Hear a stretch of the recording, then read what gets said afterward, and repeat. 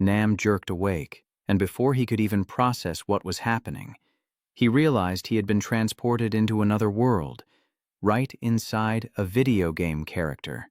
To make matters worse, this was the very game he had created with his own 2 hands.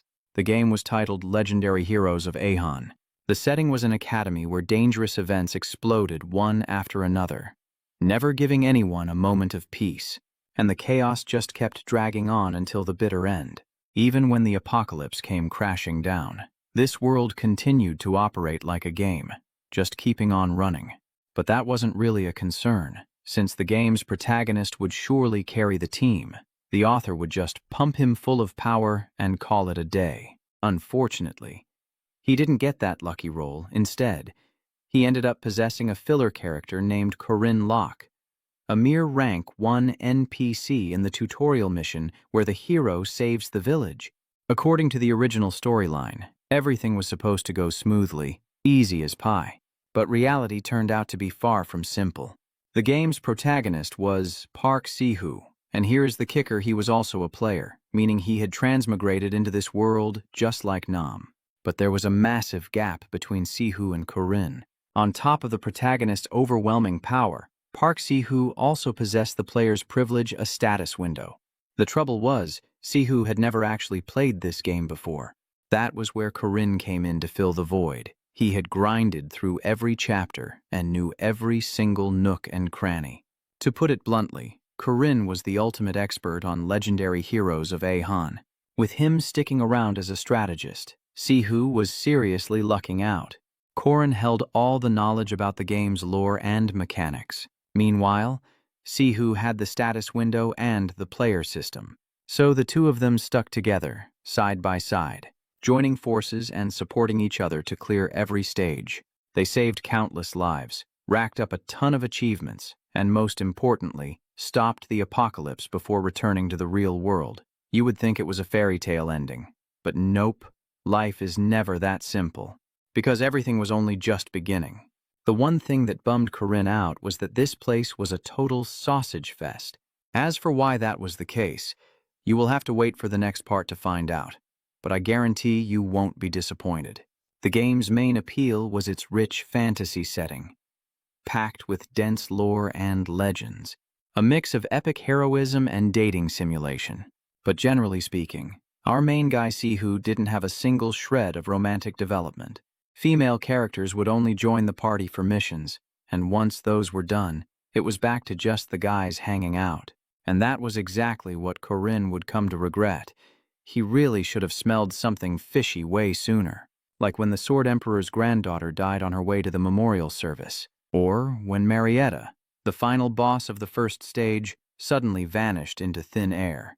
Then came a countless number of other mysterious deaths and disappearances. All of these events were completely absent from the game's original storyline. And most importantly, there was Park Seahoo's way of thinking, the guy who had always been right there by his side. Corinne should have found it strange right from the start. He should have suspected the guy's true nature, even just a little bit.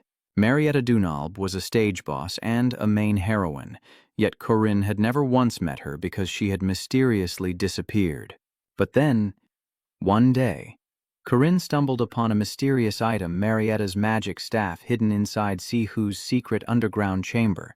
That wasn't all. The room also housed personal items belonging to other heroines, like Alicia's Odachi, the heroine Jaeger's massive hammer, and Lace's magic tome. And most horrifying of all, Marietta's corpse was preserved in a glass tank, submerged in a deep red liquid, even when caught red-handed.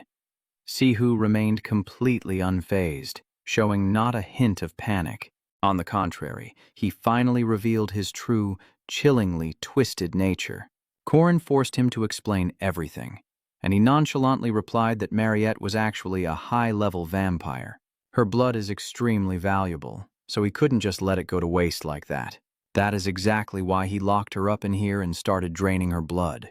Thinking back to this afternoon, Corinne even drank a small potion Seahoo gave him, because that guy said it was just a normal recovery potion.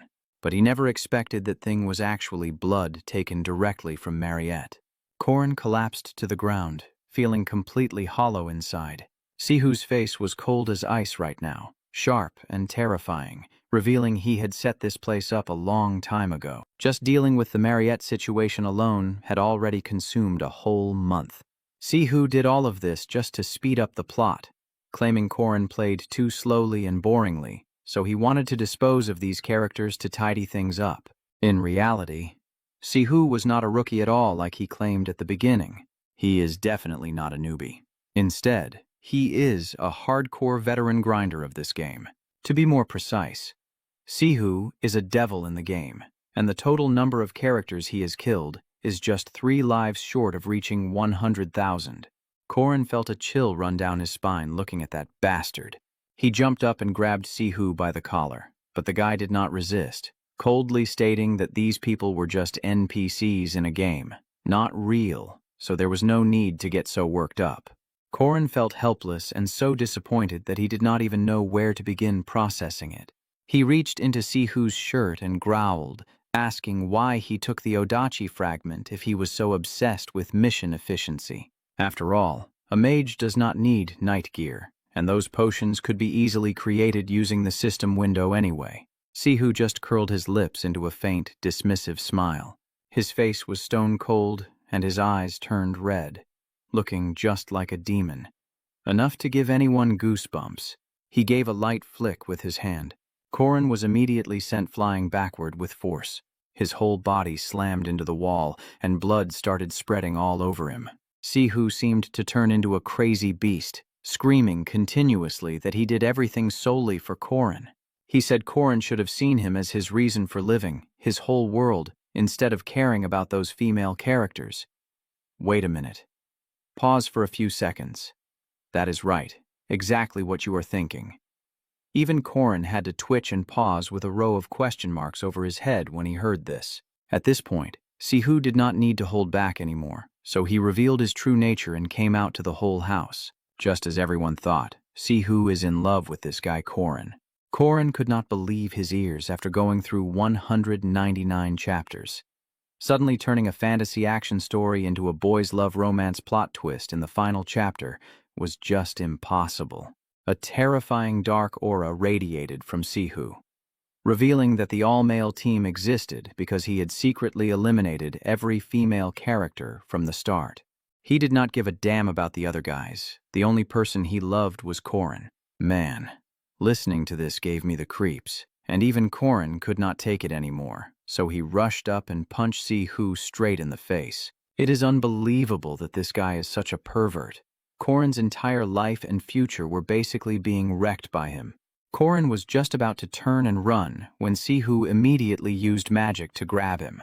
He was even tied up in an extremely compromising position that nobody wanted to see, which was truly unbelievable. That was not all. Seahoo continued to spout lines that any domineering Demon King CEO would say to his girl. "You cannot escape from me. I will bind you to me forever. You belong to me.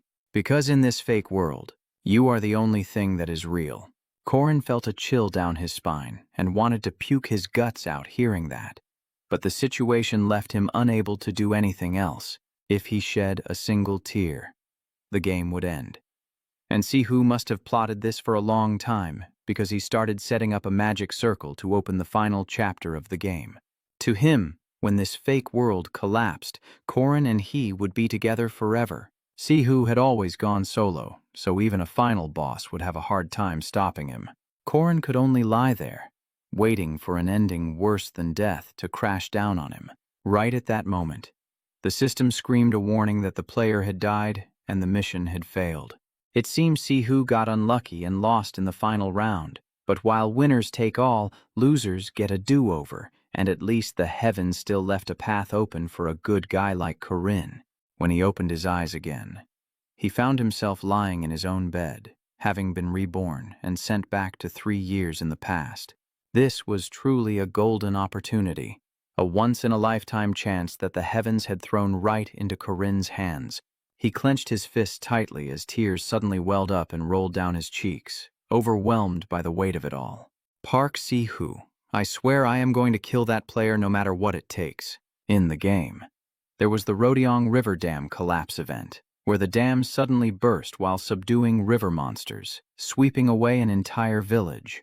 Thousands of water monsters poured out, and thousands of innocent civilians drowned in the chaotic floodwaters. The scene back then was absolutely bone-chilling to witness. Yet Park Si-hoo just laughed with delight, showing an excitement that was downright terrifying.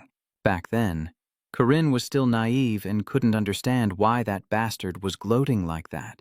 Thinking back on it now, even with tons of people dying, the only thing he cared about was the pile of experience points he received. I remember what he said, that he only needed 3 more lives to reach 100,000, which was enough to make Corinne go mad at the sheer sickness of it. With the current situation, Corinne can absolutely stop that devil right here and now. Right now. Seahoo is only level 5 just like him, since the things that help him and the other players get stronger are all located at Mukaba Academy. After entering the academy, Seahoo's power skyrocketed noticeably. Currently, he hasn't turned into a monster yet, but who knows how fast he will grow after enrolling. And there are only 5 days left until the entrance ceremony. That is why the only way to eliminate Park Si-hoo is to make a move right this instant. And this specific type of mushroom that Corinne is holding in his hand right here, this thing is going to support him in executing that plan. Returning to the current storyline, Seahoo has to complete a mission tonight. The carriage on its way to Mercaden City was intercepted by forest monsters, so they need to protect everyone and the guards until the vehicle is repaired. For this mission, Seahoo will be accompanying 2 female characters named Leon and Laura. They were just getting ready to board the carriage when suddenly, a spine-chilling roar echoed through the air. From the bushes, something dashed out like a bolt of lightning, aiming straight for them. Without hesitating, both of them drew their swords and got into a combat stance. Judging by that terrifying roar, the creature that just lunged out is a werewolf, a level 2 monster. Corinne, hiding in the bushes nearby, also did not expect things to escalate so quickly. Even if he wanted to rush out and help or support them now, he wouldn't make it in time. If only he had a little more time to prepare. He could have saved them after creating a diversion so the carriage and the others could escape. Seahoo immediately charged at the werewolf while Corinne held his breath and watched, needing to be sure before interfering. He had to see if Park Si-hoo was truly a hero saving the world, or just a role player like himself. Right in front of him was the growling werewolf. Seahoo suddenly revealed a look of excitement, his eyes cold enough to make your skin crawl. Just then, a key female character wielding a sword appeared, rushing into the fray like a gust of wind. She unleashed a beautiful sword strike aimed straight at the monster's neck, but it managed to block the attack just in time. This girl is the second daughter of the Aden family. She is the wielder of the Odachi, one of the 6 King Swords, a key member of the party, and her full name is Alisa Aden. It was like Seahoo had been waiting for this exact moment. He drew a hidden dagger, silently closed the distance, and prepared to strike. In the end, he was still the same filthy Seahoo from the previous life, but luckily, Alisa noticed in time and dodged immediately. Alisa, still in shock and not fully recovering her wits, asked him why he would do such a thing. Seahoo made up an excuse, claiming that his hand had just slipped. The roar of the werewolf echoed again, snapping her back to reality. She tightened her grip on her sword, turned around, and charged back into the battle.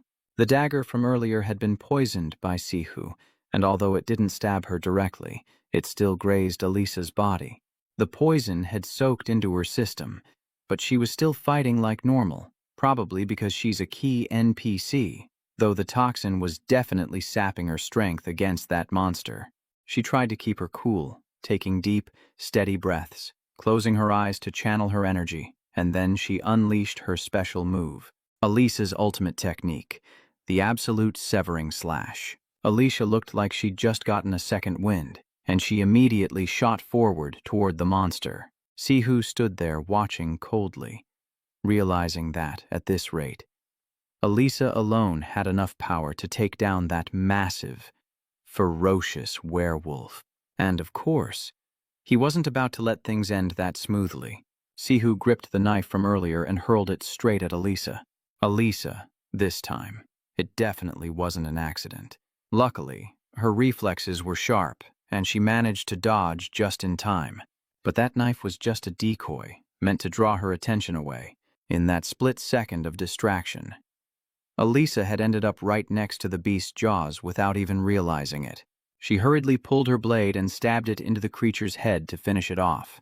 But in the process, she got impaled by the fangs inside the werewolf's mouth.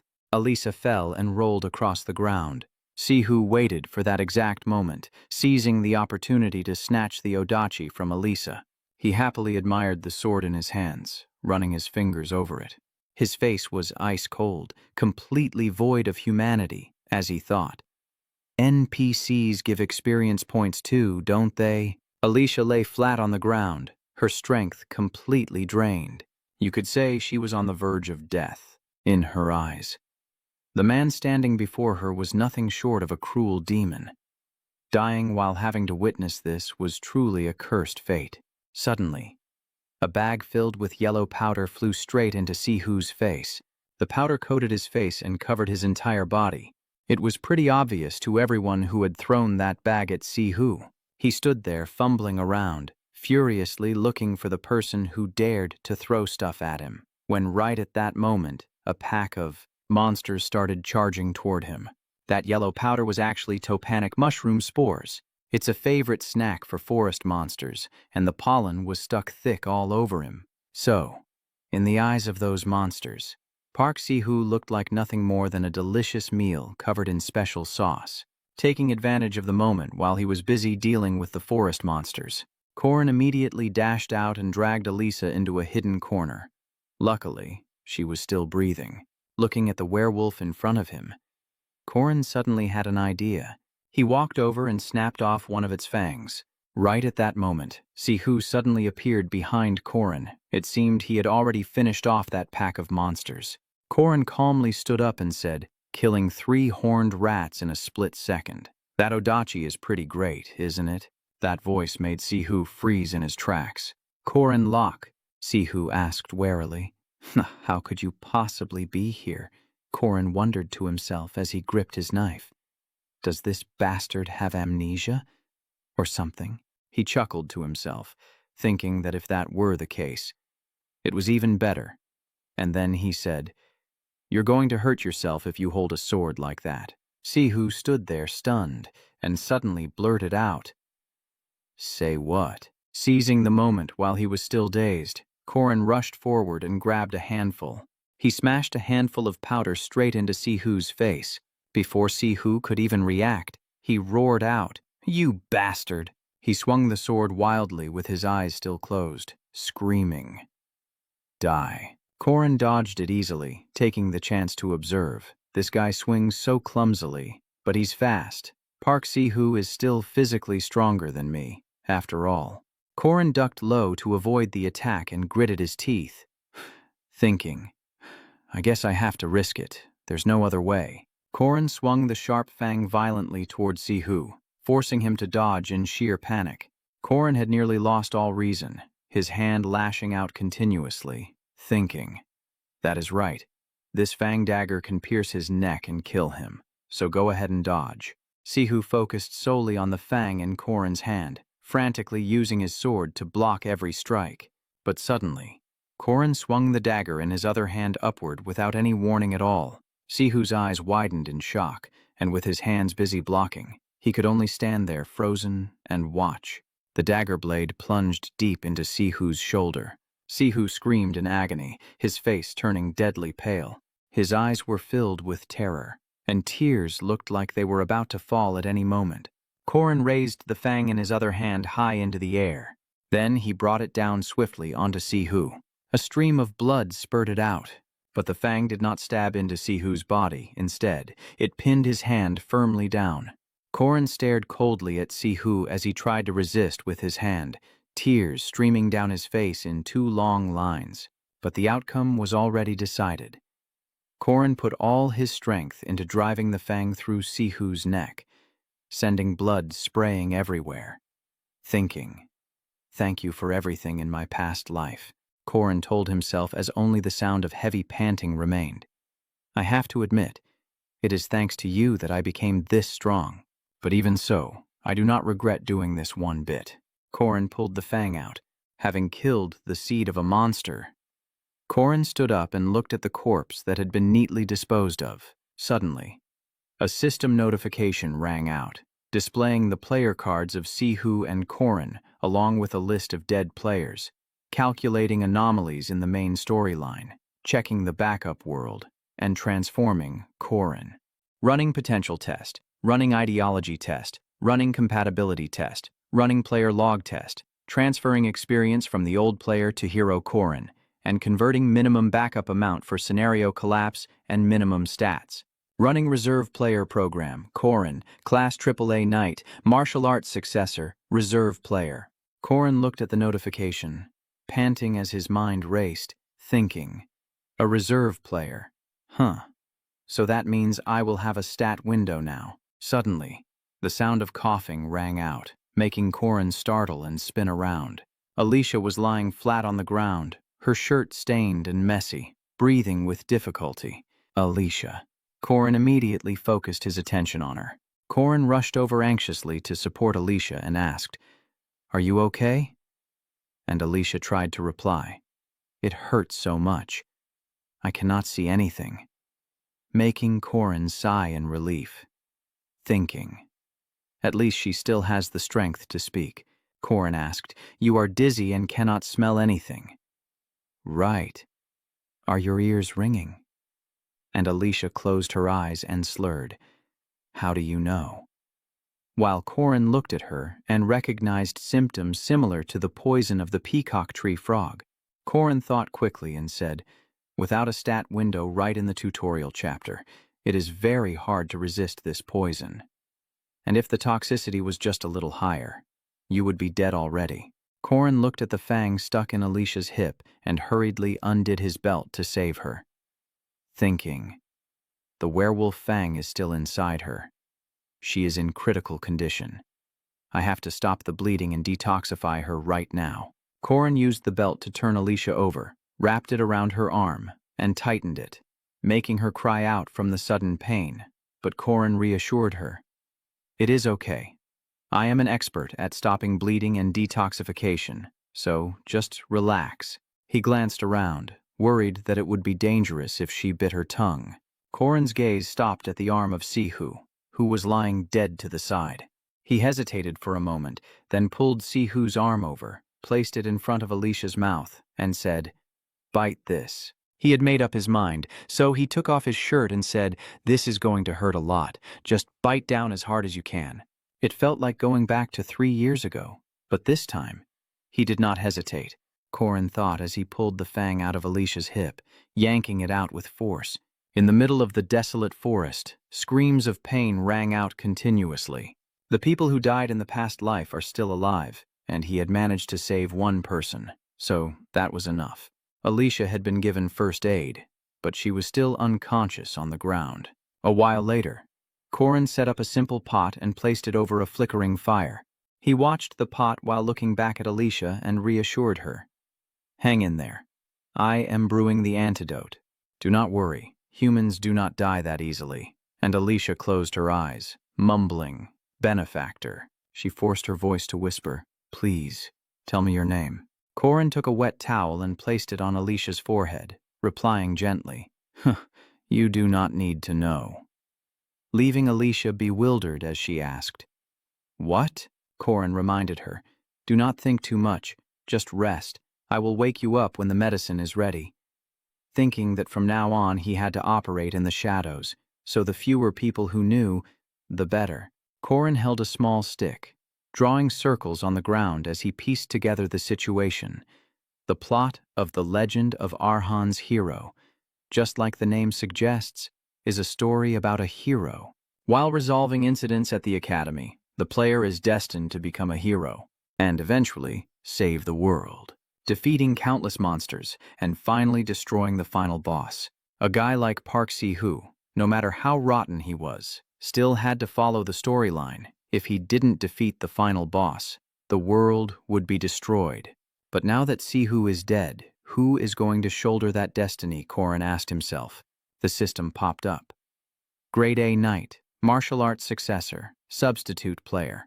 Corin looked at it with a face full of disgust. Who else could it be but him, he thought. If I'm forced to do this, I might as well do it right.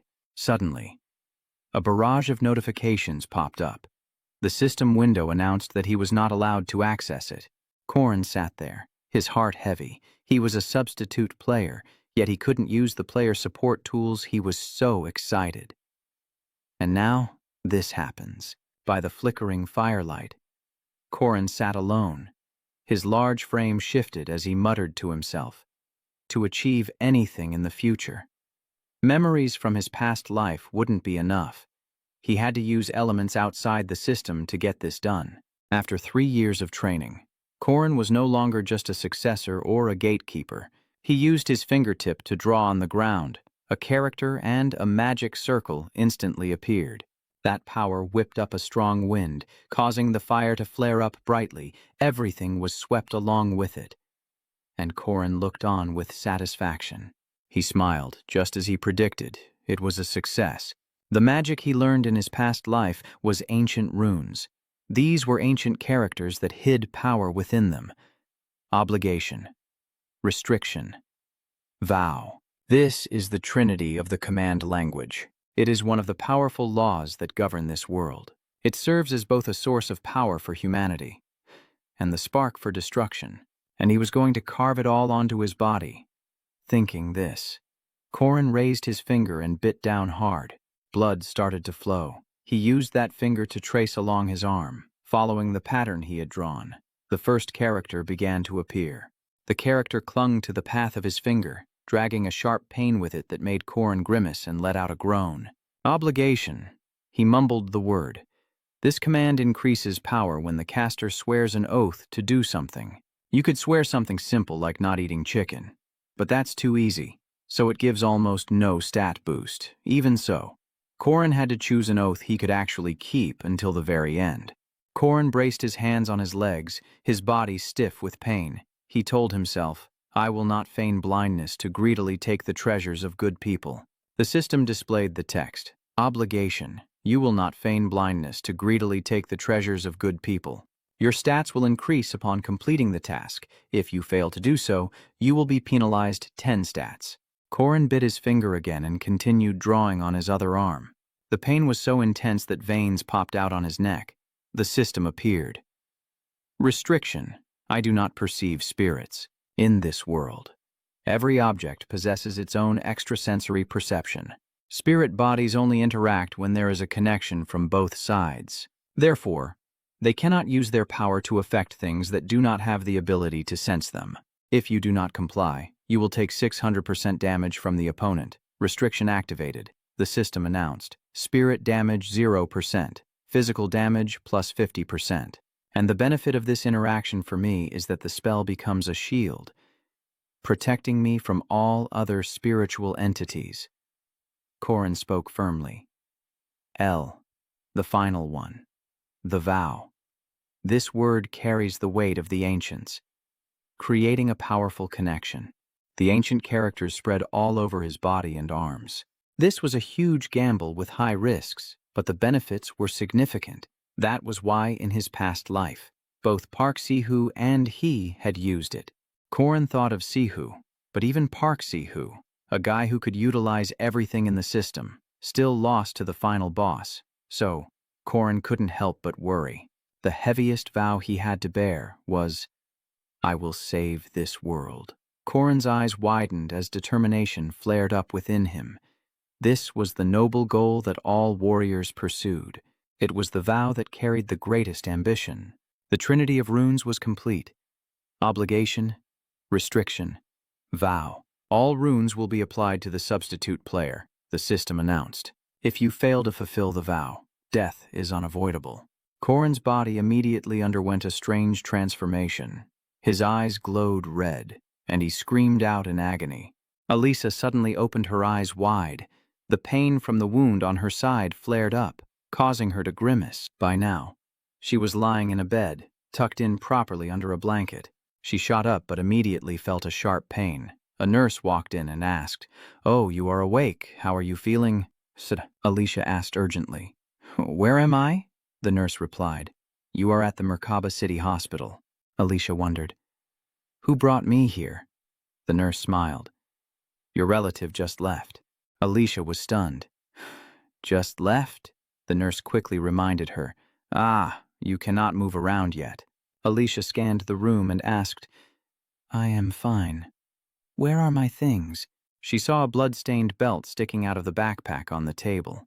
She stared at it and asked, Is this from the person who saved me? It was still stained with blood. Alicia picked up the belt and examined it closely. With a sharp gaze, she called out, Nurse! The nurse jumped in surprise. Huh! Alicia shouted like a child. Is there anywhere that sells honey candy? The nurse was helpless. Right now, you can only eat soup. 3 days of grinding beginner quests passed, and the opening ceremony of Merkaba Academy officially began. At the same time, Corin stood in front of the school gate, digging through his wallet for admission papers. Huh, what is this? He pulled out a letter, bewildered. A letter I do not remember putting this in here. He walked and read. To my son, you do not know how proud I am of you. Please become a protector for those beside you. Corin sighed. When did she slip this in? He thought about his family. Corin was originally just an ordinary, incompetent kid, but he still had a family. When he first entered this body, he acted awkward and distant, yet they still treated him the same. And from then on, he started to love his family, and then he grew to love this home too. And even this whole world. That was the difference between Park Seahoo and him. Corin clutched the letter tight, a smile breaking out on his face. I am actually happy. At a train station area. The crowd was packed at the station, everyone a bit confused. Wow, why are there so many trains? Is this Merkaba Academy? A beautiful girl with blue hair and a flower on her hat walked over, smiling brightly. Hello, new students. Gather over here. She approached Corin and asked, Are you a new student too? Corin stammered. I am Corin. Her eyes widened. Wow, you are really tall. You must eat a lot. She held out a potato, offering it enthusiastically. Do you want a potato? Corin froze for a second. A potato. Finally, the train started rolling. The girl walked through the train, introducing things. That is the Creation Building, where magic students gather for research. She pointed around. That person is Mariette, a second-year student, the top of Merkaba Academy. She is loved by everyone and has a bright future. Mariette has the aura of a leader but is still approachable. That is the physical training room. They lend out lots of cool weapons. Then Mariette suddenly stopped. In life, people will encounter many unexpected misfortunes. And in the future, Mariette will face a huge misfortune. She is the final boss of Act 1. The train stopped, and Mariette immediately reminded them. All right, when you get off, everyone take 1 potato and 1 sweet potato. Okay. She did not get off, just held on to the train pole and waved. Good luck, see you later. Merkaba Academy is free, vast, and full of elite young faces. Corin walked in and immediately realized it. The expansion magic has started. Corin was standing in the crowd when the lights in the building suddenly went out. Everyone panicked. What is that? Can anyone see anything? A voice rang out. Do not panic. Why would Academy students be scared by something this small? Suddenly, the students were lifted up, floating in the air. Corin picked his ear, thinking to himself. That is Old Man Hamon's voice. He says the exact same thing every time, like a script. This world has a long history of fighting against the demon race. The most effective weapons against them are superhumans who use aura or mana, and the place that trains them is the Merkaba Warrior Academy. A figure approached from the distance. Ah, hello. A stylishly dressed man walked over and greeted them. I am Professor Firmak Jamin, in charge of this year's opening ceremony, a professor of the night department. Corin smirked. It has been a long time since I saw this guy. Firmak continued. Most of you probably came here to become knights or mages. By arriving here, you already have your issued certificates. Furmak dropped a taunt. But do not be all bark and no bite. Let me see what you are capable of. All the students stood still as a small screen lit up in front of them. Korin's profile popped up on the screen. Korin, Aura rank 680, low. Mana rank 120, very low. Ability 0, very low. Overall rank 6, extremely low. Korin looked at the screen and sighed. What a bummer. But my physical stats are seriously shocking. A bunch of numbers kept popping up as Fuang Mark shouted out. All right, you guys are looking at your rankings. Go stand in front of the number that matches yours. Korin stood in line and gave a bitter laugh. About 400 people, so I guess I am in the bottom 1%, huh? Fuang Mark suddenly gave a sinister smile. Good luck to you all. The students lined up neatly and started checking their numbers. A strange voice rang out while watching through the crystal ball.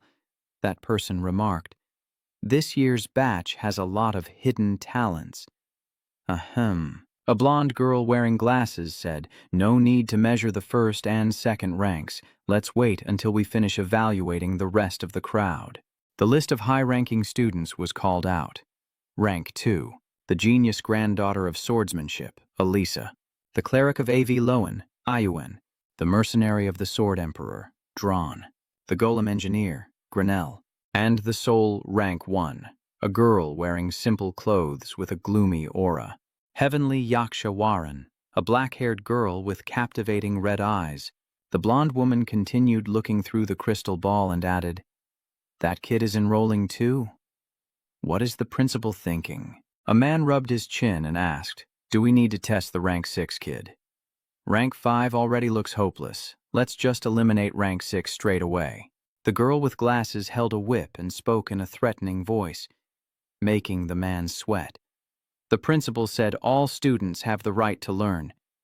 Do you dare to go against his will? The man snapped his fingers. Well then, let's get started. Suddenly, a metal locker fell down. It landed in front of Korin with great force. Korin looked at it and wondered, it is a weapon locker. Then a voice announced, "Monsters will flood in within 30 minutes. Please eliminate as many monsters as possible. This is the test, throwing me into a closed space and forcing me to fight monsters by level." Korin clicked his tongue. This is really tough. 5, 4. The countdown began. Korin approached the locker and opened it to take a look. Most rank 5 or 6 students did not think much and just grabbed whatever they liked. Mostly choosing swords. Korin touched a sword. In my past life, I did the same thing. 3, 2. Time was running out, and monsters started emerging. It was a pack of short hounds, rank 5 monsters. Korin tried slashing a few times, then evaluated himself. Swords are cool and all, but people say it takes 100 days to master the spear, 1,000 days for the saber, and 10,000 days for the sword. 1. Time is up. The answer is the spear. Korin put all his strength into throwing the weapon straight at the monsters. Sure enough, the spear pierced through the monster's head, and the illusion faded away. Korin smiled. Sorry about that. The pack of wolves rushed forward, but they looked scared. Korin immediately struck another blow. The remaining 2 wolves collapsed too, Korin said. But I do. Korin smiled confidently. I have way too much experience in killing you guys. Korin pulled the spear tip out of the pile of demonic beasts, then said, "Let's see." 20 seconds. That is a bit too long, he thought to himself. In my past life, I could not even kill these hounds. I got taken out immediately, but this time is different. Korin was absolutely certain. I will kill them all until I rank up. Then he said, "All right, send in the next wave." 5 minutes had passed, but the surroundings were still empty. Even he fell silent. Korin frowned, sweat beading on his forehead, his mind full of questions. Why is there nothing? Is the system broken? Countess Cassius was watching the battles, her face disappointed, clicking her tongue. Tsk, tsk, tsk. Can't even finish off that trash. What good are they anyway? Back in the day, I could take down level 5 monsters in just 1 minute and 22 seconds flat. He glanced over at another screen, muttering under his breath, complaining that if level 5 was this pathetic, there was no point in hoping level 6 would be any better. Countess Cassius stared in disbelief as she watched the rank 6 student, Corin, sitting there yawning comfortably, thinking, what the hell? Were the monsters not summoned or something? There must be a glitch. Right at that moment, 3 more demonic beasts appeared in Corin's room, making him wonder why the next wave hadn't started yet, and why it was just this trash again. Countess Cassius continued to watch the other students screaming as they got beaten to a pulp, sneering with a cold laugh. Ha ha, look at these pathetic little wretches. However, she didn't even bother to pay attention to Corin, who was furiously fighting the monsters in the background. Until suddenly, bang! The corners of Countess Cassius's lips curled up in satisfaction as she noted, "Oh, looks like we have the first person to pass. Wow." And it only took 7 minutes and 22 seconds. Then she turned to the crystal ball, grumbling to herself, "I thought the level 3s would take 23 minutes. So what on earth are the level 5s and 6s doing right now, seeing Corin looking as relaxed as if he were on vacation?" Countess Cassius screamed in frustration. What is wrong with that bastard? Why is he lying down and yawning again? Is the system broken? The monsters should have been summoned by now. Haman found it strange and stepped forward to ask, "Broken? That is impossible. For 20 years, Miss Josephine's testing magic has never been wrong." But Countess Cassius pointed at the orb and frowned, insisting that he should have been eliminated ages ago. So clearly the monsters were not summoned. Haman looked over and asked, "Did you actually see that the monsters were not summoned?" Causing Countess Cassius to freeze and cough a few times, saying, "Number 1, I do not necessarily have to see it," but Haman understood immediately. "So you did not see it happen," which annoyed Countess Cassius, who snapped, "Fine. I say it is a glitch, so it is a glitch. I will summon them again." Inside the room, Corin saw the familiar mob of monsters again and shouted in anger, "Arrogant. What the hell is this? Why have I been getting nothing but these same weak monsters this whole time?" Then he decided to go all out, grabbing 3 spears and rushing forward, yelling that they were not even worth being called training dogs. As soon as he threw the weapons, in a split second, the 3 demonic wolf beasts were hit. They were immediately logged out of existence. The entire encounter was wrapped up in just 7.3 seconds. The 2 observers outside were panicked seeing that scene, and Countess Cassius screamed with a twisted expression. 7.3 seconds. What the hell? Countess Cassius spun around, stuttering as she said, "Look at this Professor Pomar," leaving Pomar bewildered as he asked, "What is going on? What is the matter?" Countess Cassius continued to ask, "What is the fastest speed you have recorded for level 3 and level 4? To which Professor Pomar calmly replied, "There was a kid named Jaeger who did it in 3 minutes and 30 seconds. Why do you ask?" Countess Cassius hesitated, saying, "Oh, it is nothing." Then she looked at Corin and remarked, "With spear-throwing skills like that, he must be the son of a hunter." After saying that, she immediately summoned a wild boar, a level 4 monster, just to see how Corin would handle it. The result was that the wild boar still fell, and the time was even faster, taking only 3.7 seconds, making Countess Cassius scream in fury. This is not going to be that easy. Then she ruthlessly summoned an owlbear, a level 3 monster. Corin looked at the owlbear, as calm as if he were looking at a harmless little bird. He tightened his grip on the final spear, rushed forward, leaned his body, and drove the tip of the spear into the monster. But that strike did not wound the owl, and it still had enough strength to knock Corin back. The system announced a deduction of Kenna, and immediately, Corin's hand began to glow. The owlbear burst into flames, screaming in excruciating pain. In the spectator area, Countess Cassius shouted so loud that everyone turned to look, exclaiming, "Ancient rune magic." Even Professor Pomar was captivated, whispering, "Ancient runes," although it was burning. The owlbear remained stubborn, shaking the flames off its body.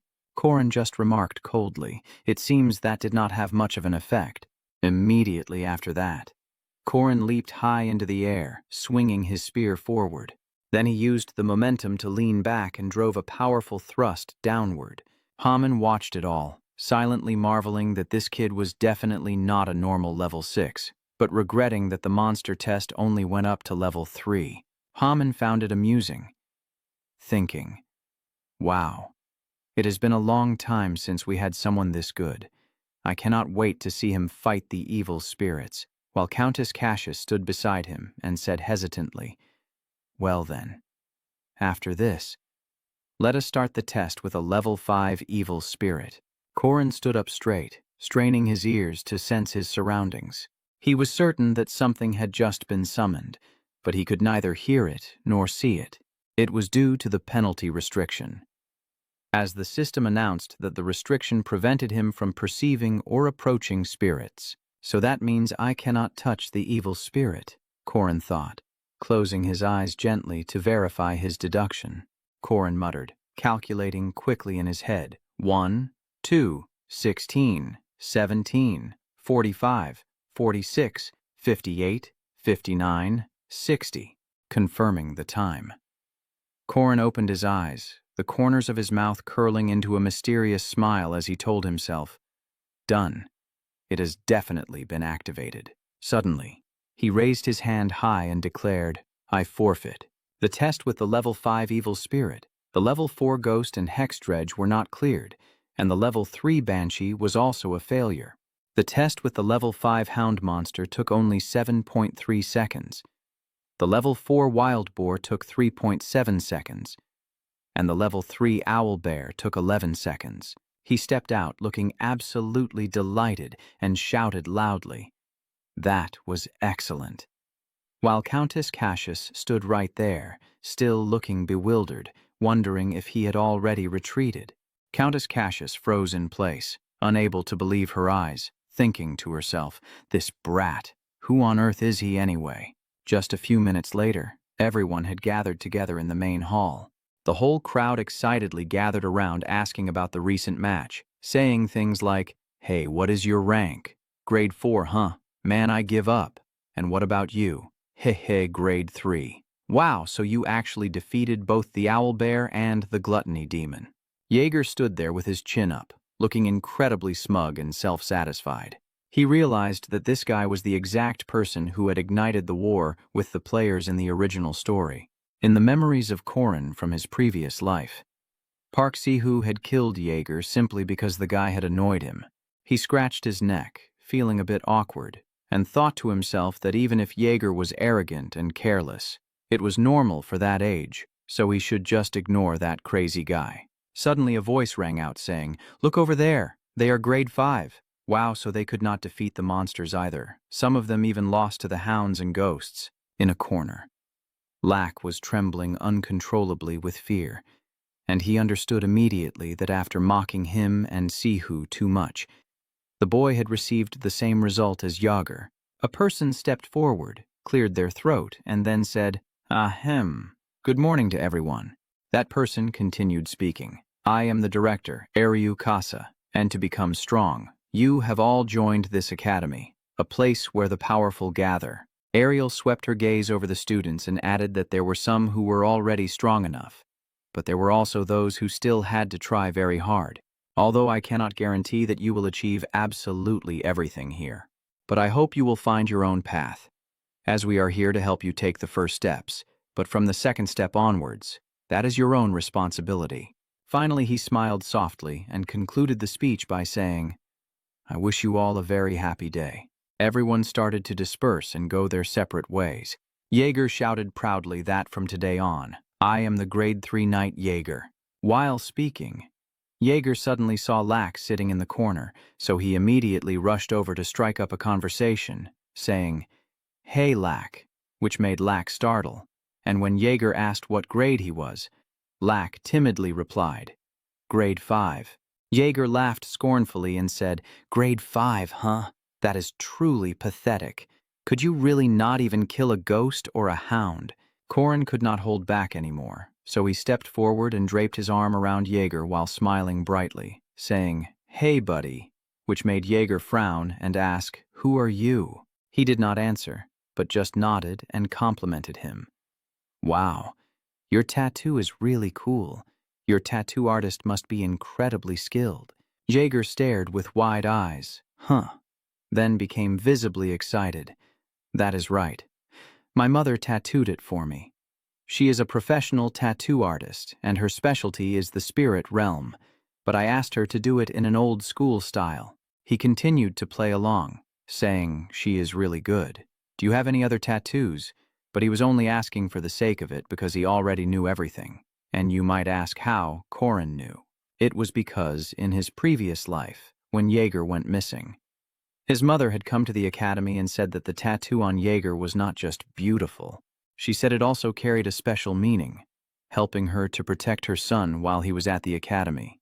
Back in the present, Jaeger happily rolled up his sleeve to show off his mother's work, saying, "I also have this tattoo, a flying carriage, which is the symbol of Merkaba Academy," making Corin marvel. "Wow, that is really cool." After talking for a while, Corin finally introduced himself, saying, "I am Corin, and what about you?" To which Jaeger replied full of energy, "I am Jaeger." And then Corin continued to ask, "And what about you?" Which made Lack startle a bit before replying, "I am Lack." The three of them continued to chat enthusiastically, not noticing that from afar there was a pair of eyes watching them closely. Alicia stood watching them from a distance and smiled warmly, realizing that Corin had just saved his friend who was being bullied, thinking that it was truly wonderful. The bright and friendly demeanor of Corin made Alicia think that he might actually be a good person.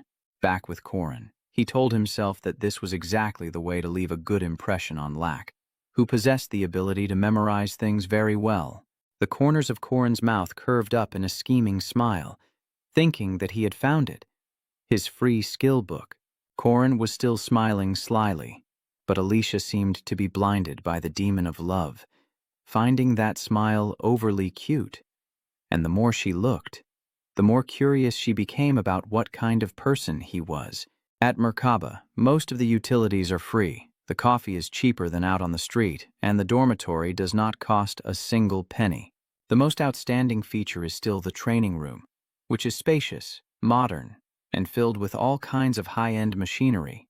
Corin was practicing with his spear, spinning his body and jumping back, preparing to unleash a neat and sharp strike, because inside this room, exercises that seemed impossible became doable, such as fighting with invisible spirits. So he gathered his strength and launched a series of strikes into the empty space before him.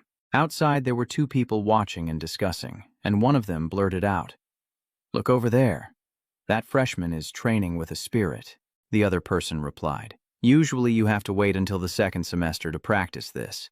He probably heard rumors and wanted to try early." Sigh. I heard many second-year students cannot even catch a wind spirit yet. Suddenly the spirit knocked him back, throwing him straight into the wall, making the crowd outside laugh with delight, saying, "Look at that. Dare to show off your strength, huh, kid?" He was panting heavily after the session, wondering if it was still too much for him, when Haman stepped up from behind and asked, "So you are a freshman?" making him startle and say, "Huh."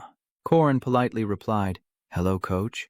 And when Haman asked why he was fighting with a spirit, he answered, "I am doing it to practice my spear techniques, sir." Haman gave him a probing look and asked, "Are you confident you can pull this off?" Corin nodded firmly and replied, "I definitely will." His voice sounded calm, but inside, he was on high alert. Why is he suddenly approaching me like this? Is there something wrong with the test? Haman's eyes were sharp as knives, looking like they wanted to pierce right through him.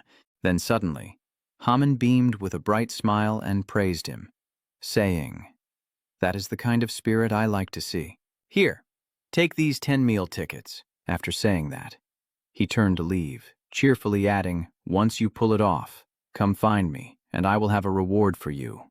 Corin stood there in a daze and just replied, "Yes, sir." Once Haman was out of sight, he finally let out a sigh of relief, realizing he had been overly paranoid. A reward of food. Huh, that is actually not bad.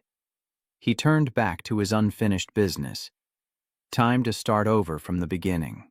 He had no idea that Mariette had been standing there watching for quite some time.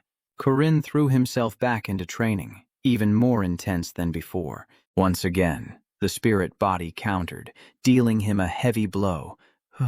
He was knocked backward, his back slamming against the wall, forcing a pained grunt out of him. He lay there motionless, gasping for air. Suddenly, a soft towel dropped from above, landing right on Corinne's face.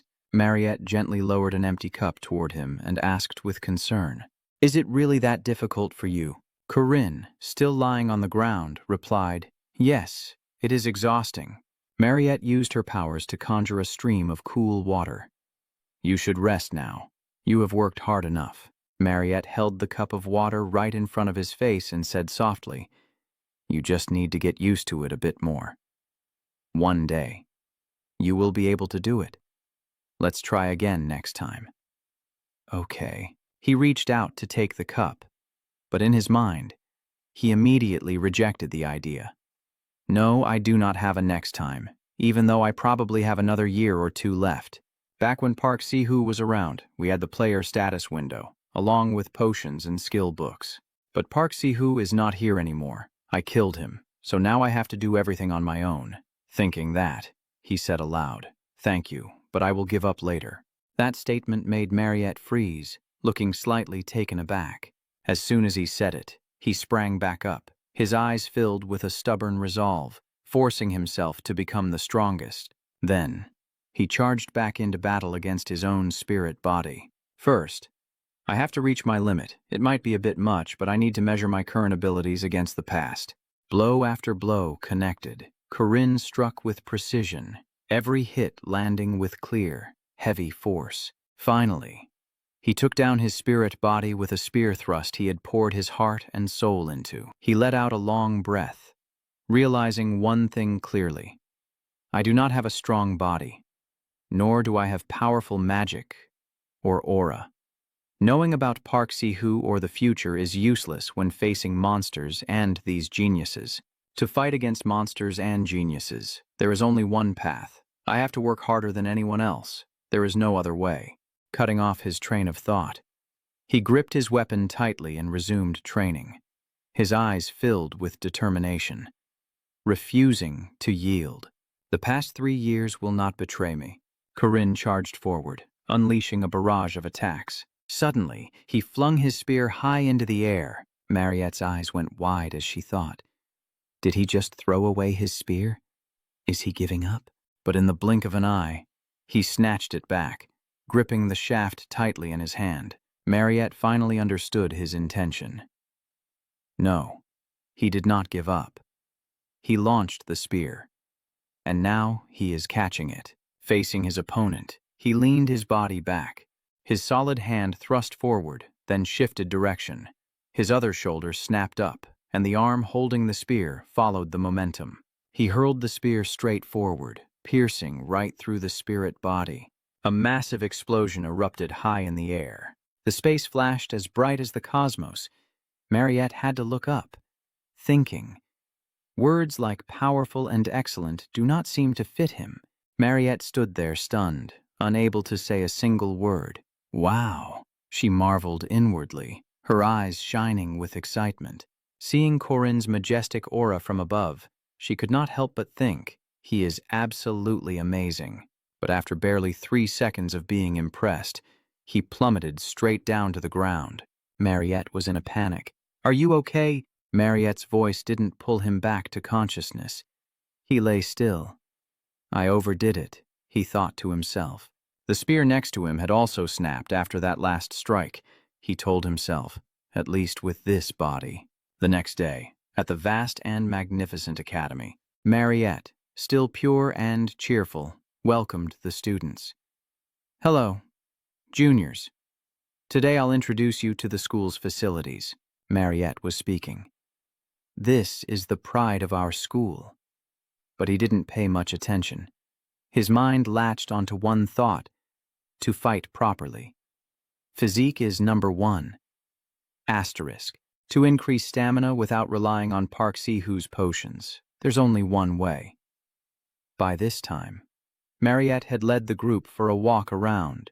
He remained indifferent, only glancing back slightly to hear the teaching. Don't ignore the misfortune of others. Lark was still focused on the book in his hands. So he walked over in a friendly manner, draped his arm around Lark's shoulder, and started a conversation. Hey there. Lark was a bit surprised. He continued immediately. Wanna go eat with me? Then he took the chance to lean in close, whispering into the other guy's ear about the grimoire. Grimoire, he explained briefly. It's a skill book, a powerful artifact. You just need to read it to gain some magic or trait. The Merkaba Academy library was as wide as the academy itself, storing and passing down knowledge to future generations. Actually, this place isn't just a library, it's also where grimoires are hidden. Both of them stepped inside to look for those books. He laughed. If you want to hide a tree, you have to hide it in the forest. Right. Lark looked serious. Yeah, you have to keep your promise, Corinne replied confidently. Of course. As long as you meet the conditions, you'll get the grimoire. In his head, he thought. Lark is very diligent, a model student of his family. Asterisk. He memorizes all types of magic and writes them in a notebook. But no matter how many spells he knows, using them is still very hard. With low level and mana, being good at theory is useless. Just then, a few books fell at his feet, drawing Lark's gaze. But having a grimoire is totally different. A, B, C, D. Lark broke out in a cold sweat, reminding him, stop messing around. Just as he thought that, he opened a mysterious passage behind a tall bookshelf. Lark exclaimed in astonishment. A secret door. How did you find it? He didn't answer, just urged. Let's go in. Lark stood behind and called out.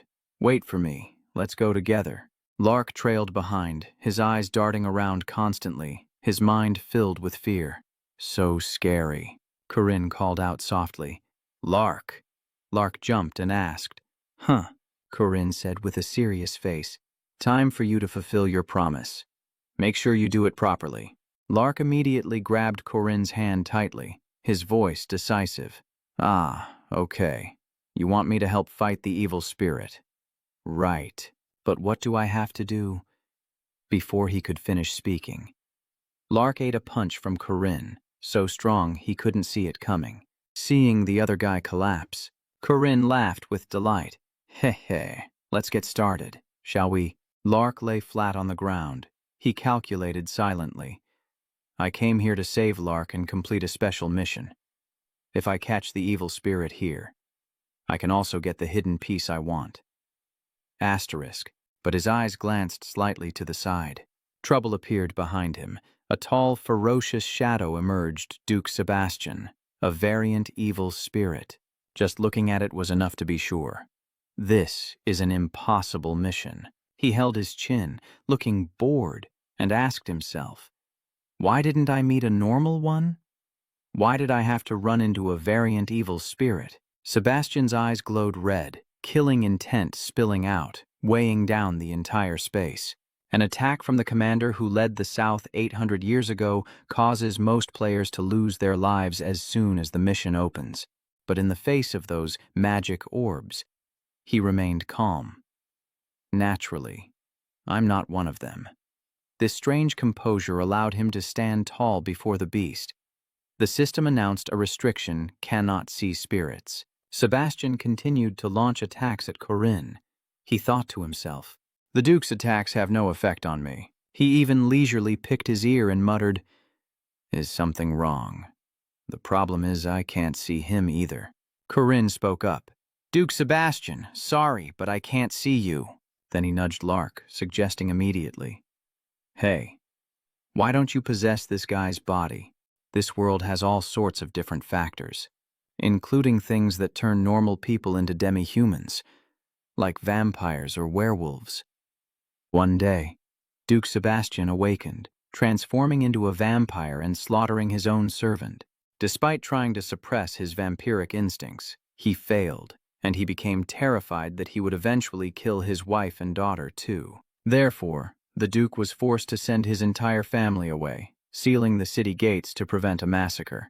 He used magic to seal himself inside a book, which happens to be this very grimoire found in the library. Once possessed, Lark's entire body erupted with blood-red magic. His eyes turned terrifying, his fangs elongated, and he howled like a savage wolf. Sebastian, now inhabiting Lark's body, lunged forward, intent on tearing Corin to shreds. Corin couldn't help but sigh. Aiming straight for me? Ha ha ha. Did something trigger his vampiric nature and make him snap? Even so, he remained calm and analyzed the situation. The second reason he chose Lark was that when possessed by a unique evil spirit, like Duke Sebastian, the boy could unleash his maximum potential power. Sebastian, within Lark's body, leaped high into the air, preparing to unleash a decisive strike from above. Recalling the heroic legend of Arhan, he knew the boy's physical strength stat was his lowest attribute. He immediately threw a punch, slamming Sebastian face first into the ground. After the hit, he thought, I really care about Lark, but this is the best way to complete the mission. Then he told himself, all right, if I kill Lark while his soul is possessed, I'll be able to obtain top-tier items, like the Duke's cloak or the Macaron's armor, for instance. These items were once used by Park Seahoo and play a crucial role in future events. The corners of his mouth lifted into a smug, triumphant smile. But then, he suddenly asked, aren't you curious about your wife, Duchess Luina, and your daughter, Cecilia? He sat down and started a friendly conversation, asking, how did they live after you sealed yourself away? Then, I told the Duke everything that had happened, how his wife passed away after leaving the city, and how his daughter grew up to be a talented woman who traveled the world. Corin looked at the Duke with sincere eyes and said, I do not like Park's methods. True, but as Corin, someone who also has a family he loves in this world. After finishing the story, he asked, what do you think? Are you satisfied with my answer? I just wanted to let this poor soul pass away with dignity. Tears slowly rolled down Sebastian's face. As the hidden emotions of a man were finally revealed, Sebastian gently wiped his tears, his voice softening. I apologize for attacking you, and thank you for helping me. Corin laughed and replied, it's fine. I didn't get hit anyway. And honestly, Lark's punches are pretty weak. Then Corin continued, I still have some questions. Before he ascended to the afterlife, we talked for a long time. Finally, he completed the mission and gathered the loot. Among the rewards was an epic item from the remnant soul of the unique evil spirit, Duke Sebastian, the grimoire, the magic book that once sealed the Duke's soul, containing abilities and spells that can be learned just by reading. Persistent, reborn warrior. You have received a new ability, and the most precious, mysterious item. You have used the magic book and received a new ability. Persistent, reborn warrior. Like a warrior who never loses the will to fight. As long as your resolve holds, your body will continue to regenerate. He held the pile of items with a dissatisfied look, thinking to himself, Persistent, reborn warrior is that bastard Park's ability. But I have no idea how effective the regeneration is, since that guy never gets hurt. Lark woke up, a sharp pain in his chin jolting him fully awake. Seeing this, Corin said, You're awake. Take it easy. An evil spirit just possessed your body. Lark looked confused, asking, Does being possessed make your chin hurt? Corin turned away to avoid eye contact and replied, I don't know.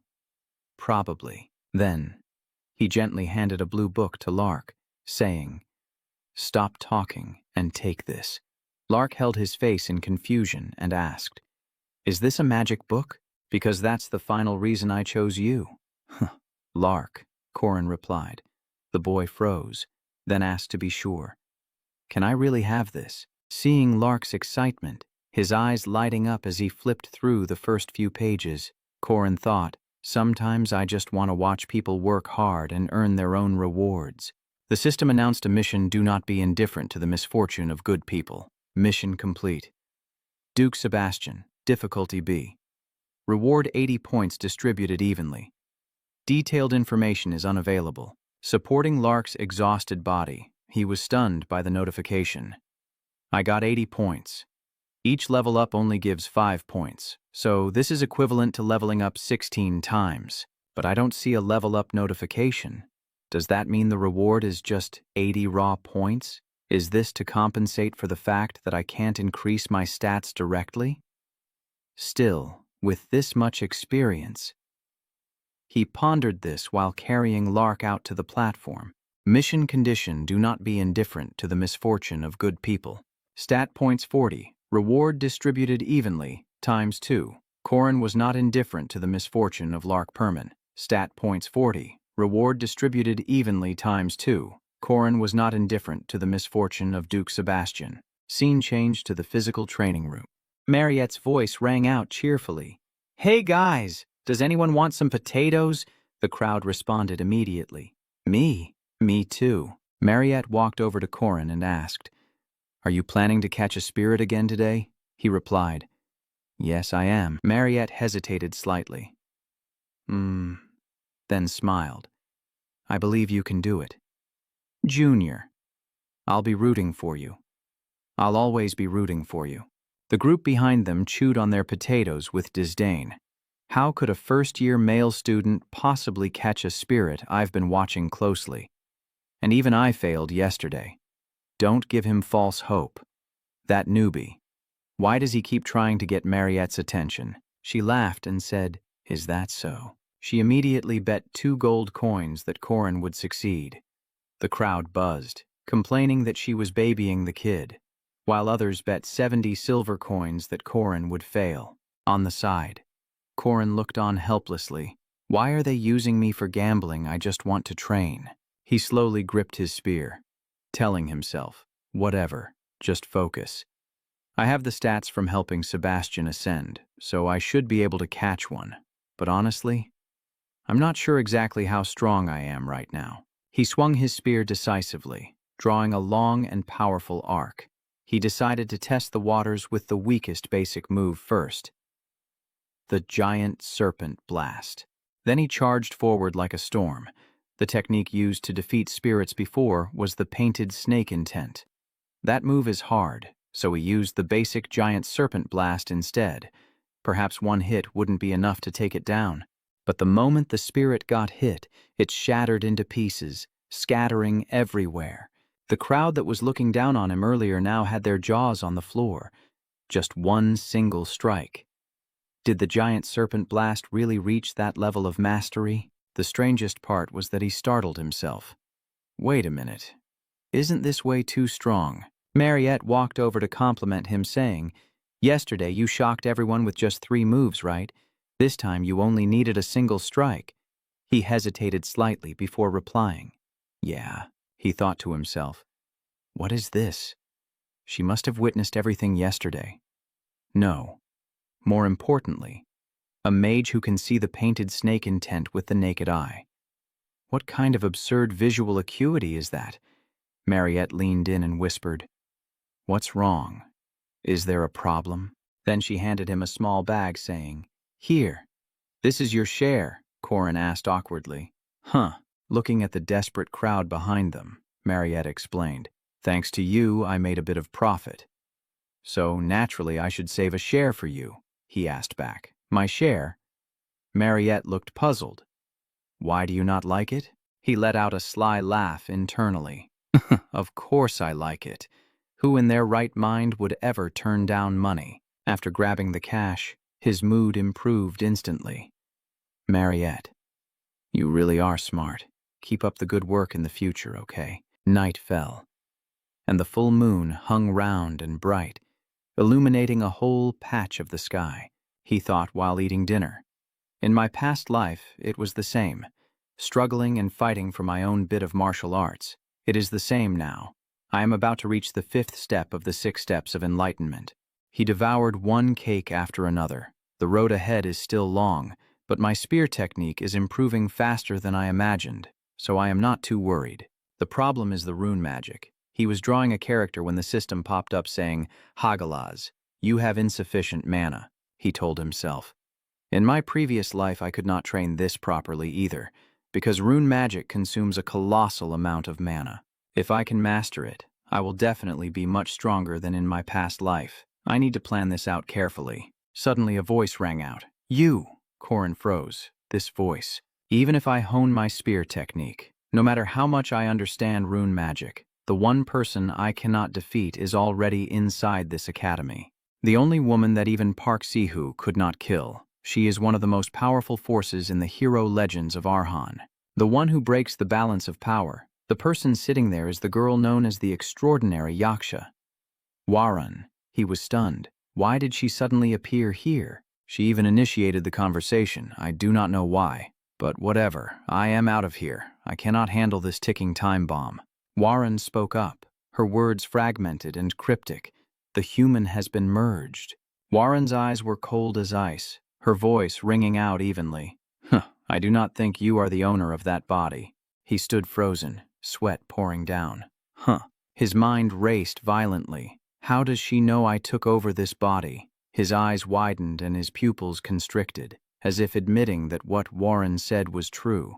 Warren sat motionless, thinking to herself, a body containing two souls, one human and one demonic creature. It is truly a paradox. They say those standing on the boundary of life and death, possessing yin-yang eyes, can see the color of souls. The fact that she did not notice it makes it even stranger. He narrowed his eyes, his sharp gaze locking tight onto his opponent. Suddenly, Warren asked, how does it feel to crush and swallow that original soul?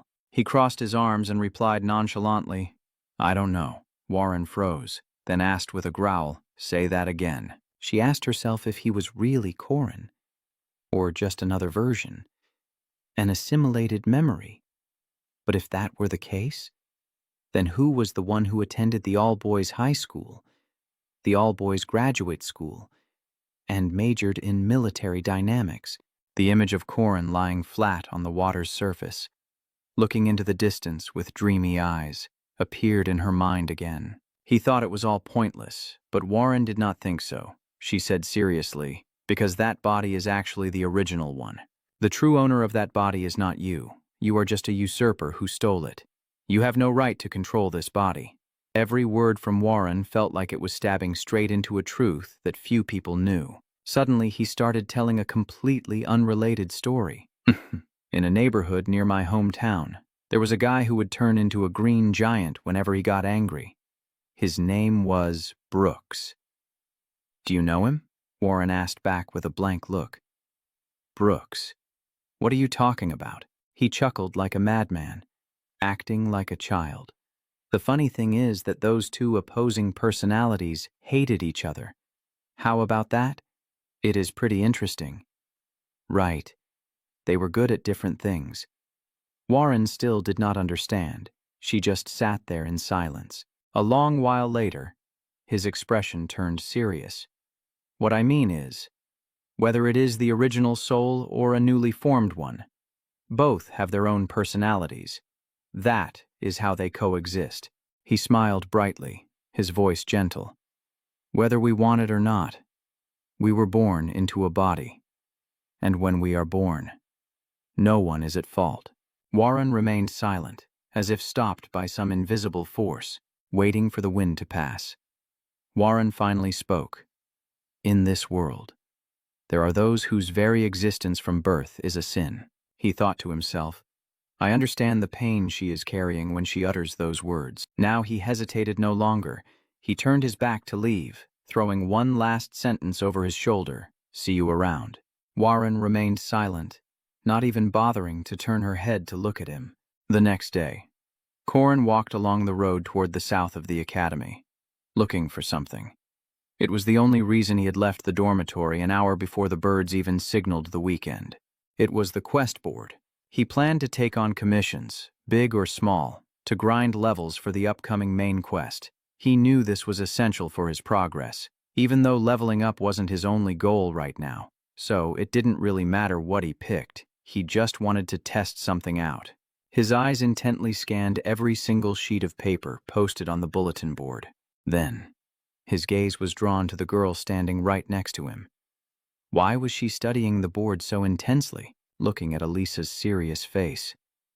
He silently thought to himself, come to think of it, I really don't know much about her. In my past life, that bastard killed her. But my current memories have already drifted far from what I saw in the game. Thinking that, he called out, Alisa. Hearing her name, Alisa immediately bowed politely. Oh, hello, she replied. He asked, what's up? It's only the first week and you're already taking missions. Shouldn't a grade 2 student take it easy with achievements? Alisa hesitated. It's because I need money. He found that strange and asked, don't grade 2 students receive a pretty hefty allowance for their activities? Alicia looked like she was on the verge of tears as she explained. They said they won't grant it to me because my family's income is in the top 10% of the kingdom.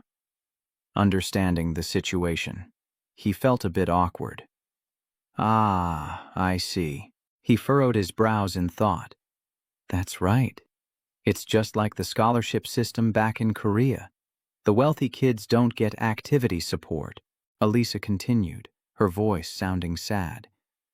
Moreover, my family believes in a free-range upbringing, so I have to earn my own minimum living expenses. No matter what I say, they just won't listen. Hearing that, he felt sorry for her. Her situation seemed really messy. Then he pointed to a paper on the board and said, if you need money urgently, how about the patrol mission? It has a pretty good reward. Alisa exclaimed in excitement. Oh, really? Seizing the opportunity, she asked. They accept up to 3 people. Do you want to team up? Corinne answered bluntly. No can do. I have other things I need to take care of. Without hesitating, he snatched the mission sheet featuring a crudely drawn picture of a cat. This weekend, he was going to grind the most profitable mission to boost his stats. And the first step was finding a cat named Nabi. No sooner had he thought it than he was off. Corinne headed straight to the cat owner's house to accept the mission. Even though the reward and experience points were negligible, he didn't care. His goal was to intervene to save and return Nabi the cat, preventing it from being killed by a water monster. He had already pictured a heroic scene in his head where he faced off against a terrifying monster to save the little kitty, and then he would block the owner's misfortune, ensuring they wouldn't lose their pet and spiral into depression. When he finally found the kitten, little Anna was so happy she burst into tears, while the cat just looked bewildered, having no clue what was going on. The system announced you have fulfilled the obligation of not being indifferent to the misfortune of Anna Macmillan. Difficulty E. Reward 5 points, distributed evenly. He laughed maniacally like a madman. Awesome as expected. The precepts work just like this. Even a small mission helps me increase my stats by a huge amount. Anna was so terrified she ran away. He might have been the one who actually made her cry. Boo-hoo, Mommy. This guy is so weird. Undeterred, he continued accepting missions to help the people and fight evil. Only one thing kept repeating in his mind: points, points, and more points. Then he accepted another mission to find a lost ring. His mind haunted by those 2 words to the point of obsession. Suddenly remembering something crucial, he froze for a few seconds. Wait a minute. There's a mission even more important than points. I made a note of it before leaving today. I almost forgot. The scene shifted to a strange-looking house, with screams echoing from inside. This isn't it. It turned out Yoon Kyejo was going berserk, slamming the table. This isn't it either. Yoon Kyejo couldn't understand why he was angry enough to smash the table, even though he had made the sauce from more than 10 ingredients like garlic, carrots, and chili. Yet, he still couldn't find the right recipe for chicken that stayed delicious even when cold. Just then, a voice spoke up from behind. That's not it. Yoon Kyejo turned around in curiosity. Who's there? Corinne stood right in the doorway, the light hitting him in a way that made him look radiant, like the main character in a movie. Add malt syrup. Your problem will be solved. After saying that, he leisurely turned his back and walked away like a fool. Ha ha, all right, I'm off. Yoon Kyejo felt unlucky to have run into this kid. Add malt syrup that won't change a thing. But the moment he tried adding a little malt syrup, Yoon Kyejo immediately screamed, "Huh, this flavor, this is it." He stood outside, flipping his hair like he was the coolest guy around. This was a mission I absolutely had to complete. A world without seasoned fried chicken would be total chaos. The system announced you have executed the obligation of not being indifferent to the misfortune of Yoon Kyejo. Difficulty E. Reward 5 points, distributed evenly. He furrowed his brows, unable to believe it. What the hell? The precept works here too. I just wanted to satisfy my own personal craving. Then he cheered in delight. Awesome. That's right. Anyone who makes seasoned fried chicken can't be a bad person. He stood in the middle of the town, laughing like a lunatic who had just escaped the asylum. Ha ha ha ha ha ha. He had no idea that Warren was watching him from the rooftop. Warren remained cold and indifferent, dropping a single sentence. What a weird person. Professor Josephine suddenly appeared behind her and said, "So, this is where you were. I left you alone because you didn't leave the city. But you should have at least gotten an exit permit before wandering off." Warren didn't reply. She just turned away. Professor Josephine stood there, bewildered by that reaction. Corinne's words from before still echoed in Warren's heart. Being born without sin. That is a truly happy thing. But the careless words of a certain man dragged her back to that memory, reminding her that she probably should not have been born at all, with those thoughts in mind. Warren just stood silently on the high ground, watching the blazing red sunset slowly sink below the horizon. The very next morning, everyone gathered at the hunting grounds deep within the dense forest. Professor Josephine was busy explaining the rules and regulations to the first-year students. Today, they would be evaluated based on their survival skills right here in these hunting grounds. Anyone who manages to reach the hut in the northern part of the forest will receive a temporary pass, she announced in a serious tone. Professor Josephine gave strict instructions to wear the armbands corresponding to their ranks and return them once they reached the destination hut. Your score will be calculated based on your arrival time and the armbands you possess, and the rewards will correspond to the total points you earn, he thought to himself. It looks like Warren really did not show up since she never participates in practicals anyway, probably for the sake of fairness. But suddenly, a voice called out. Corinne. He turned around and replied softly. Alisa. Did the mission go well? And Alisa said, Yes. Thanks to you. I earned some living expenses. To which he smiled and said, I am so glad it was helpful. Then he pulled out a rather large round candy and asked, Would you like some candy? I meant to buy it for my little sister, but it was too sweet for her to eat. And Alisa exclaimed, What? A honey bomb candy? Can I really eat something this precious? Professor Josephine declared. All right, students, the exam at the hunting grounds begins now. Her staff rose into the air, and immediately, a massive magic circle covered the entire sky. The entire crowd was left completely stunned. He was the only one relaxed enough to enjoy it. Thinking. I have seen countless mages, but using spatial magic on this many people is something only Josephine could do. The great mage is just as impressive as ever. In the blink of an eye, he was teleported to a completely strange forest. Hearing a terrified scream, he turned around and sighed. Are they fighting already when we just got started? The hunting ground is a major event that even veterans have to attempt multiple times, operating on a battle royale system where everyone spawns randomly and fights for armbands to accumulate points. That is right. Just keep fighting fiercely. I have absolutely no interest in any of you, he thought as he zoomed past two people tearing into each other. The corners of his mouth curled up in a smug smile, thinking that the most dangerous person right now was Alisa. A level 2 knight wearing a blue armband. He used his finger to guide himself, thinking that since Waran was not here, he only needed to deal with Alisa, while the rest of them were nothing more than free points. Alisa. You probably do not know this, he whispered to himself, but I placed a tracking rune inside that candy you ate. His eyes turned cunning like a boogeyman, and his tongue seemed to stretch like a snake as he thought. This rune will ensure that we meet again. Then he dashed off, laughing maniacally as he called out, "Ah ha ha, Alisa, oh Alisa." On the other side, Professor Josephine said, "Headmaster, I am going to enter the forest as well. Even though we have stationed mages everywhere, it is still better to be careful." Suddenly, Professor Josephine paused for a few seconds before asking, "Wait a minute.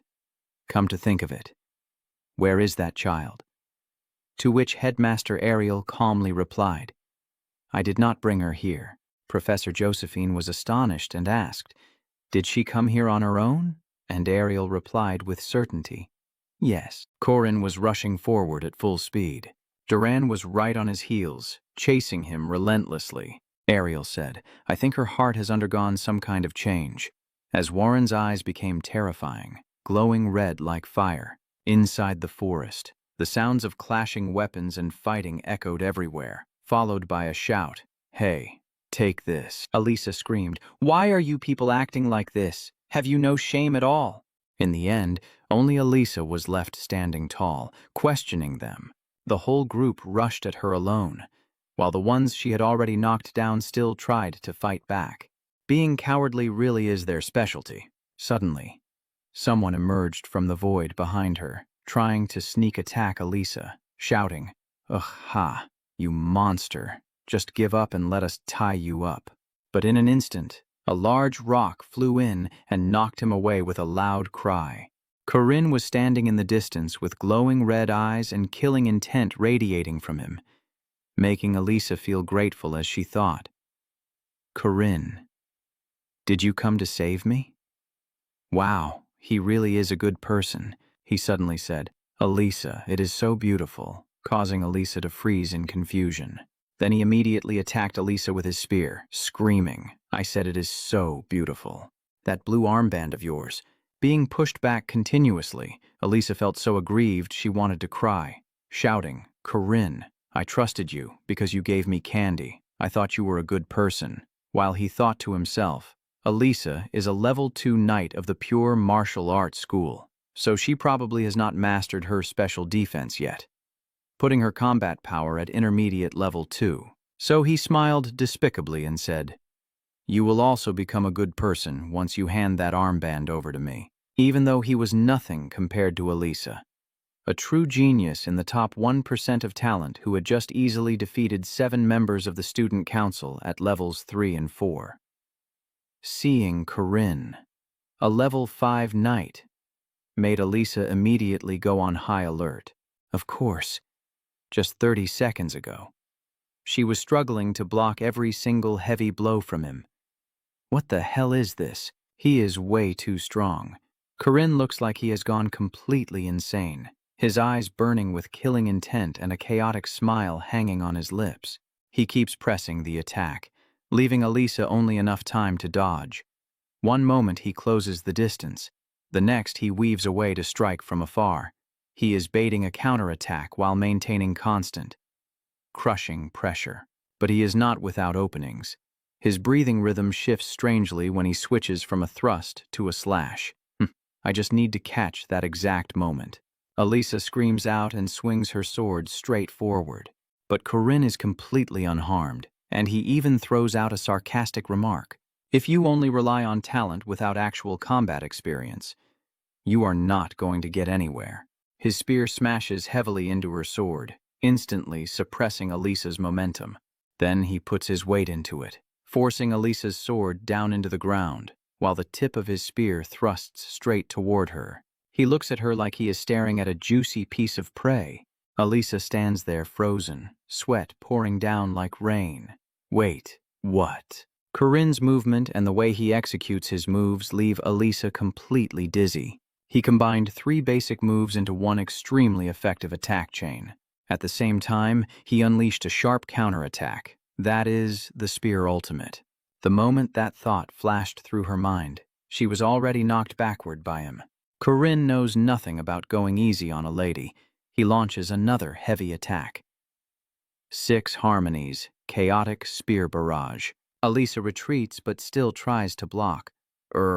Even so, her body still takes heavy damage. Huff. Luckily, I managed to channel my energy to block in time. Otherwise, my life would have been in serious danger. Her face twists as she grits her teeth against the pain. He is not shockingly fast, nor is he overwhelmingly strong, but the perfection of his technique is extraordinary. What the hell is he? Watching Corinne fight more aggressively by the second, Alisa can only ask herself, is this really a level 5 knight I have completely lost? He shows no mercy and snatches her gloves right off. I will put these to good use. Suddenly, a loud noise erupts from behind, kicking up a cloud of dust. Gasp. This is a total scam. Corinne spins around and frowns. What is that sound? A massive greatsword comes flying in, aiming straight for Corinne. Hiya. He grits his teeth to block it. It is so heavy, this is a dark iron sword, with a density 4 times that of steel, and it has magic buffs too. It is a magic sword designed specifically for hunting large monsters. I have been attacked by this kind of thing before. It is really hard to block. A voice exclaims in surprise, "What, you actually blocked my heavy iron sword? You are definitely not someone to be trifled with." Dron tightens his grip on the sword and coldly states his conditions. That armband. Put it down and get lost. You level 5 trash. He looks at his opponent with visible annoyance. I am screwed. That looks like Dron. I really do not want to mess with him at all. Seeing the pile of defeated enemies lying at Dron's feet, Corinne cannot help but be wary. He single-handedly overwhelmed and took down dozens of enemies. Forget about being injured. That relaxed look on his face shows he is on a completely different level than Alisa. So, he chooses the most effective method. Well, there is no other way, since it has come to this.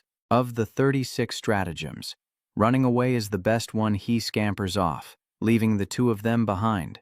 All right. Fighting now would be pointless anyway. Dron freezes as he watches that scene. He did not expect the main character to pull a move like that. Dron slowly lowers his stance to gather momentum. That thing you are holding in your mouth. His eyes suddenly turn blood red, his killing intent spiking. It is definitely blue, isn't it? Dron charges forward like a wild beast, hurling his weapon at the 2 fleeing figures. Corinne screams, "Hey, you are crazy. Why is he acting like this? Normal people do not do things that do not make them money." Alisa, why are you following me? Alisa sheds tears and says, "Because I do not want to die either, and I do not know the way out," he tells himself sternly. All right, no need to fight. I just need to take this armband away and I am done.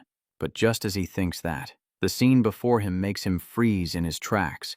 The person blocking the path is Grinnell, his face lifted in arrogant triumph. Behind him stands a gigantic earth monster. Well, sorry about that. If you want to pass, you have to leave your badge behind. Grinnell, the first-year golem master, speaks up. Alisa was fuming and yelled, "You coward! I cannot believe you are the one blocking the exit." He let out a tired sigh and muttered, "Ha, looks like I am in big trouble now." Standing right in front of him was Grinnell, completely blocking the path. And right behind him, Dron was charging forward, looking like he wanted to tear him apart. He tilted his head and thought to himself, I tried so hard to avoid conflict with others. Yet here I am bumping into 2 big shots at the same time. I really have nowhere left to run this time. So he shifted into a combat stance, causing Alisa to widen her eyes in shock and stammer. What? What the heck? Are you planning to fight both Grinnell and Dron at the same time? Corinne calmly replied, If a battle is unavoidable, then I have no other choice but to face it head on. Immediately. All 3 of them rushed at each other, and a fiery battle instantly erupted. A little while later, the sky began to gradually darken. Corinne gently knocked on the door of the house, and a voice rang out from inside. Oh my, it looks like the champion has arrived. May I ask who is there? He held 3 pairs of gloves in his mouth and mumbled, I am Corinne, and I am here to select a product. Is that all right? The person inside stepped out, beaming with a bright smile, and praised. Oh my goodness, you actually brought back the blue rank badges. What an amazing student you are, he shyly replied. Ha ha ha ha. It was nothing really. I just got lucky. The battle from earlier had concluded with the total and utter defeat of Grinnell and the complete helplessness of Drawn. Alisa witnessed the entire thing, unable to stop herself from being stunned before whispering in awe. That was amazing. Recalling every single movement and technique Corinne used, Alisa admired him even more. He dodged the path of the heavy sword with lightning-fast reflexes before it could even unleash its full attack power. After snatching the opponent's sword, he slammed it deep into the ground, making it impossible for the enemy to retrieve their weapon. For the sword strikes he could not block, he dodged and used their momentum to redirect them straight toward the golems.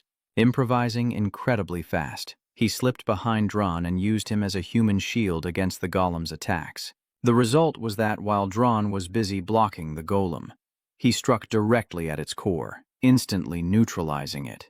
Right after that, Grinnell was done for as well, since he no longer had any golems left to control.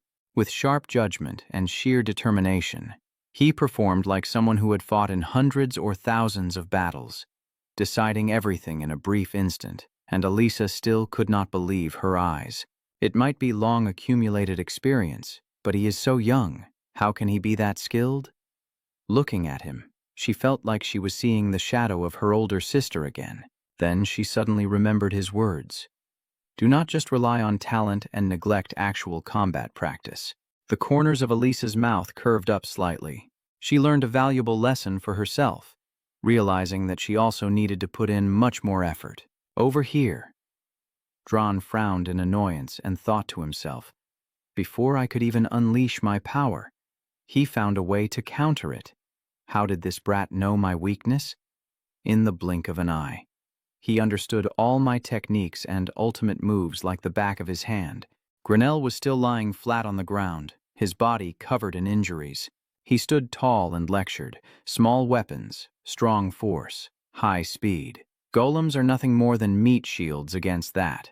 If it were me, I would ask a friend to escort and protect me instead of relying on a golem like that, Grinnell asked in surprise. Friends. He looked confused and said, Huh, Grinnell stammered. I do not. He understood immediately. Oh, you do not have any friends, Corinne coldly replied. Then try your best to find yourself a friend.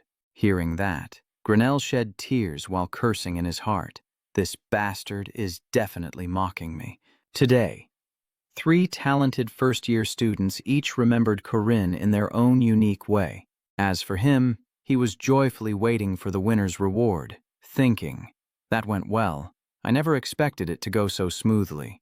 At this moment, among the people remaining in the hunting grounds, the one considered the strongest was the recipient of the forest's protection, Yuen, a petite and beautiful young girl. But the hunting grounds did not just contain normal players. High above, Marriott, the top mage of Mukaba Academy, was casting water magic. A gigantic sphere of water was being created. Marriott flashed a smile that was friendly, yet sharp and cold, preparing to bring the water sphere crashing down. The water sphere plunged down, looking like a tsunami that wanted to wash everything away.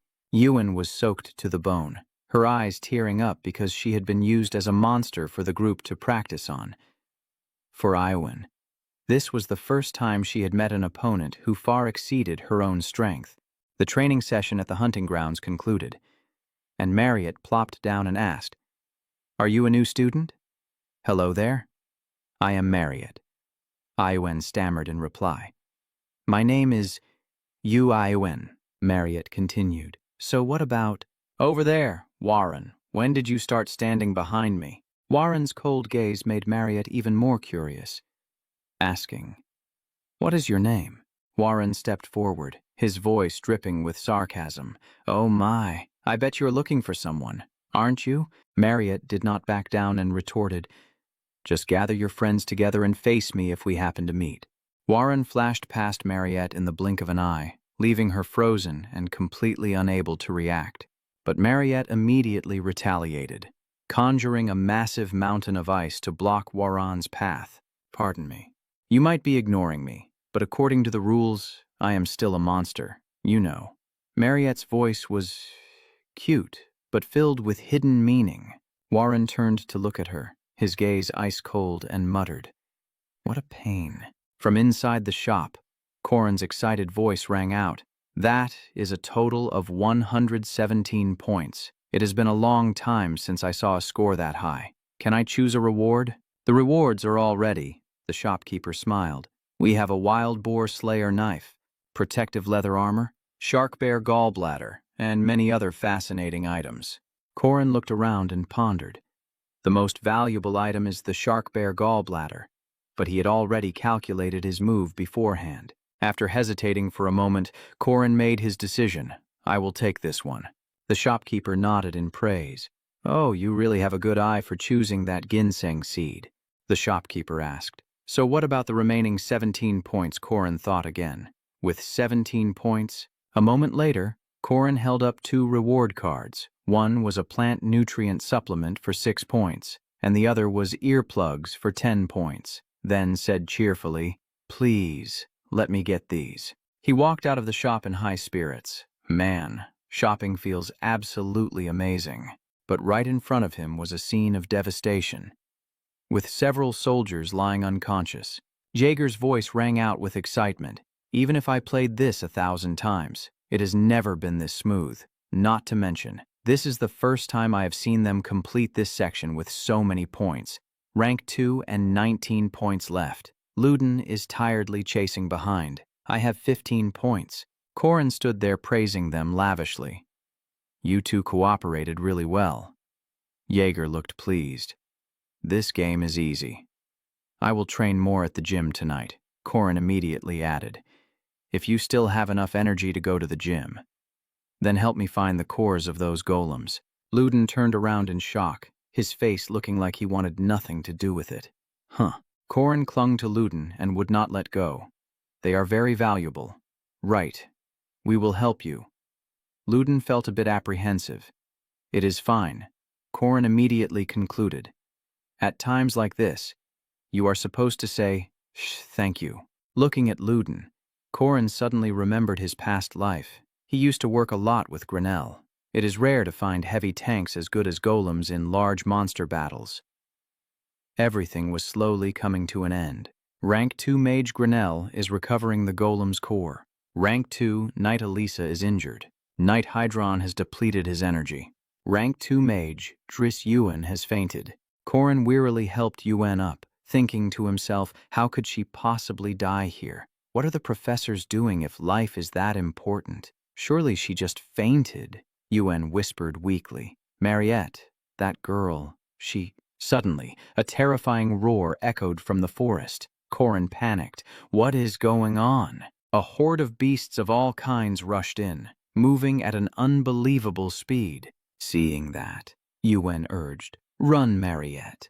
Corin frowned. What about Mariette? Mariette possesses a talent for magic analysis and infinite mana. She is a mage who has never tasted despair or failure. She is Mariette. A true genius, as the senior professors said. To her, this hunting ground is just a playground.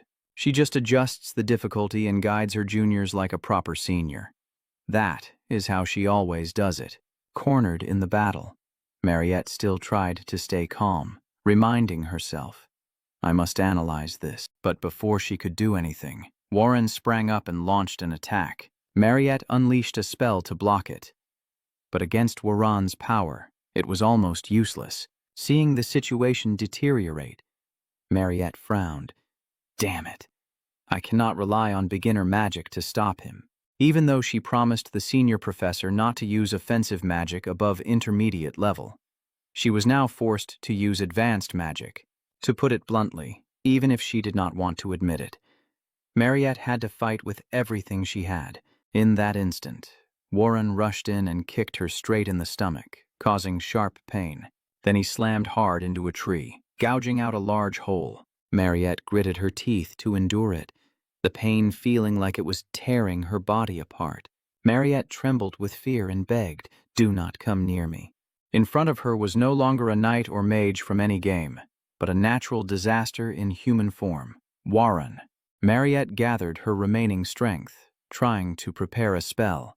Then she screamed in despair, "Do not come near me, that is enough." A familiar voice rang out from somewhere. "Warren, stop." Hearing that voice, Mariette was startled. "Huh." A woman stepped out to shield Mariette, asking gently, "Are you all right, child?" Mariette looked up in bewilderment. Professor Josephine, realizing she had escaped danger. Mariette breathed a sigh of relief. "Oh, yes, I am fine." But as soon as the words left her mouth, her strength drained away, and she fainted, dead away. Professor Josephine just glanced briefly at Mariette's miserable state, saying nothing. Back at the hunting grounds, unexpected results kept popping up one after another. Corin recounted.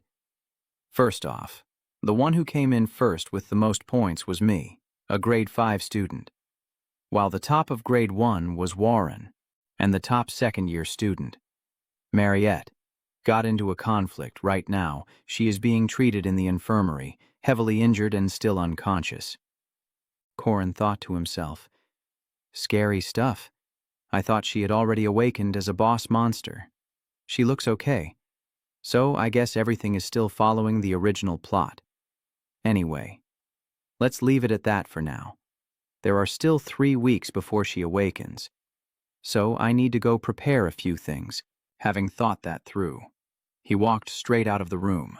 At the edge of the hunting ground forest, Corin scanned the area, looking for a living soul around there. He put a few drops of water in his eyes, pretending to be careless as he dropped a seed into the pond. "Oh no, I slipped. What am I going to do?" As the seed slowly sank, Corin put on a pitiful act again. "No, the precious seed my mother left me. No." Suddenly a voice rang out. "Why are you crying?" Corin smiled smugly inside. "There he is. In the legend of Arhan heroes, there is an Easter egg that can only be used exactly once. It is a secret detail, hidden deep to increase the fun for players. It is the story of the hermit's golden axe and the woodcutter, when he accidentally dropped his iron axe into the lake. The hermit asked if it was the golden axe or the silver axe. The hermit can manifest golden and silver axes, but it is limited to unique grade weapons or lower. Throwing other weapons down gets no reaction. And the story just ends. Corin once tried dropping 500 different items into the hermit's lake, but veteran players also threw all sorts of random things, even rare items, making this Easter egg even more interesting. At this moment, the hermit leisurely asked, "Is this golden seed yours?" Corin shook his head. "No, sir." "Or is it this silver seed?" He shook his head again. "No, sir." But inside, he was cursing. What kind of lunatic would throw a ginseng seed that we worked so hard to get to exchange for 100 points into a lake? The hermit smiled kindly and said, "Ha ha. Then, this must be your seed." Corin replied with tears streaming down his face. "Yes, that is right. This is definitely my seed." He admitted to himself. "Yes, that crazy hero is me." The hermit praised him. "Even though you saw gold and silver, you were not greedy but remained very honest. I appreciate your honesty and will give you these seeds, the silver ginseng seed and the golden ginseng seed." When the job was done, like a play, the hermit slowly sank down. "Well then, goodbye. Ho ho." Corin bowed his head in thanks. "Thank heavens. Thank you, sir. Please take care of your health." As soon as the hermit disappeared, Corin immediately revealed a bizarre expression, chuckling like a maniac. He. Items that can be multiplied. Normal ginseng seeds increase mana, but the golden and silver ones have special effects. Planting the golden ginseng seed will make the plant glow yellow. The silver ginseng seed will make the plant glow silver. This is a hidden piece that can only be picked up this way in the legend of Arhan heroes, even if a few people scream during the harvest right after. It is not a big deal. Korin felt incredibly smug. In my past life, Park Seahoo ate the golden seed while I ate the silver one. But now, both belong to me. The thing that turns Mariette into the first boss, then awakens her into a special vampire, is a real mission that will happen in the next 3 weeks, the confrontation with the murderous vampire of the Fog City.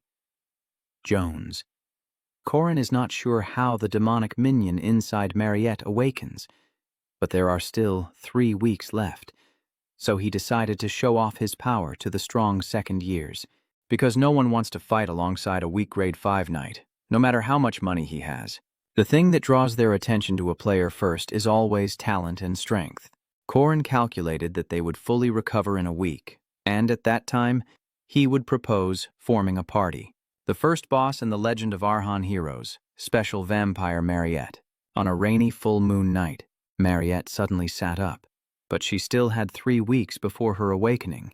Isabel, who was keeping watch by her side, saw her sit up and immediately asked, "Mariette, how are you?" Then she asked worriedly, "Mariette, are you okay? How is your throat?" That first-year girl should have known when to stop. You were also restricted by your mage grade. After all, but Mariette remained silent, not answering. If Korin prepares enough, has enough faith, and gathers suitable members, he will gently save the girl from her unfortunate fate. Before that time comes, he will train Alicia, Zutron, the mercenary who controls the sword, recruit Drift from the Avalon forest and build a friendly relationship, and get closer to the Golem Witch. Grinnell. A series of targets appeared, making Korin excited, and he told himself, "All right, perfect. If I prepare carefully, this will be a piece of cake, as long as no variables pop up." Right at that moment, Mariette's eyes shot open, her pupils red as blood. In Mariette's eyes, Isabel now looked like nothing more than prey. She immediately lunged forward, pinning Isabel down and opening her mouth to reveal 4 sharp fangs, then groaned in a hoarse voice, "I'm so thirsty." Suddenly, Professor Josephine slammed her hand on the book and sighed. "I am so disappointed in you." Then she rested her chin on her hand, looked straight ahead, and said, "If I had known, I wouldn't have sent it to you. If you want to learn, I'll tutor you personally, so go reflect on your actions." Hearing that, Warren looked dazed and sadly asked, "Should I just jump off a building right now?" Suddenly, Korin appeared out of nowhere, hanging upside down outside the window, and cheerfully said, "Wow, I knew you'd be here." This entrance made Warren startle in confusion. Korin clung to the tree branch, holding a box of pastries, and continued, "You're Warren. Right, I think I've seen you before. I'm Korin. Can you open the window?" Warren hesitated but opened the window, and Korin held out the box of pastries, saying, "Here, this is for you. I didn't know what you liked, so I just picked this one. Plus, showing up empty-handed would be weird." Hearing that, Warren remained silent and didn't say a word. A moment later, she spoke up. "Hanging from a tree like that violates school rules. You know," Korin teased back. "I'm not going inside, I'm just hanging on the tree. And so what if I did go in?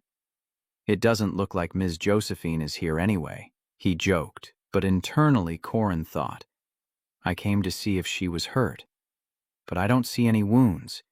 It seems she's grounded because of what happened at the hunting grounds." He remembered Professor Josephine, and his heart grew heavy.